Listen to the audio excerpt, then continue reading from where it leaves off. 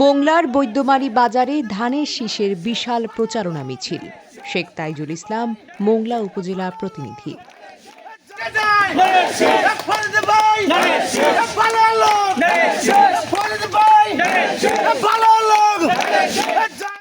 আসন্ন নির্বাচনকে সামনে রেখে মোংলা উপজেলার চিলা ইউনিয়নের বৈদ্যমারী বাজারে ধানের শীষের সমর্থনে এক বিশাল মিছিল ও সংক্ষিপ্ত পথসভা অনুষ্ঠিত হয়েছে।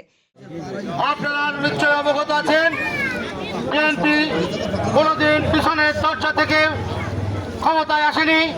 বিএনপি সবসময় সামনের দরজা থেকে ভোটের মাধ্যমে, তারা জনগণের মাধ্যমে তারা ক্ষমতায় এসেছে।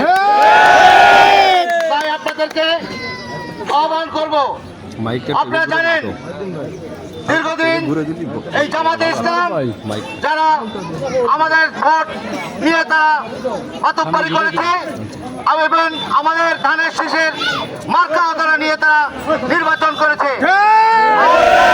প্রতিদ্বন্দ্বী আজ তারা আমাদেরকে আঙ্গুল উঁচু করছে। নির্বাচনী এলাকায় জনমত গঠন এবং সাংগঠনিক শক্তি প্রদর্শনের লক্ষ্যে এই কর্মসূচির আয়োজন করা হয়।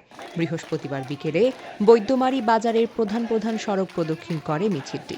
এতে স্থানীয় বিএনপি ও এর অঙ্গ সংগঠনের বিপুল সংখ্যক নেতাকর্মী এবং সাধারণ সমর্থক অংশগ্রহণ করেন। গগন বিদারী স্লোগানে পুরো বাজার এলাকা মুখরিত হয়ে ওঠে। মিছিল শেষে বৈদ্যমারী বাজার মোড়ে এক সংক্ষিপ্ত পথসভা অনুষ্ঠিত হয়।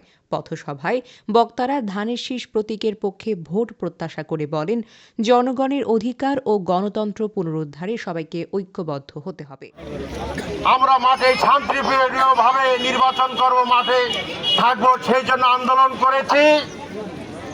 সেই আন্দোলনের প্রেক্ষিতে একটা 5ই আগস্ট হওয়ার পরে আমরা স্বাধীন বাংলাদেশ পেয়েছি। এই ধানের শীষ আমাদের আবেগের জায়গা, আমাদের ভালোবাসার জায়গা। আমরা সবাই একসাথে মাঠে ধানের শীষের পক্ষে কাজ করব।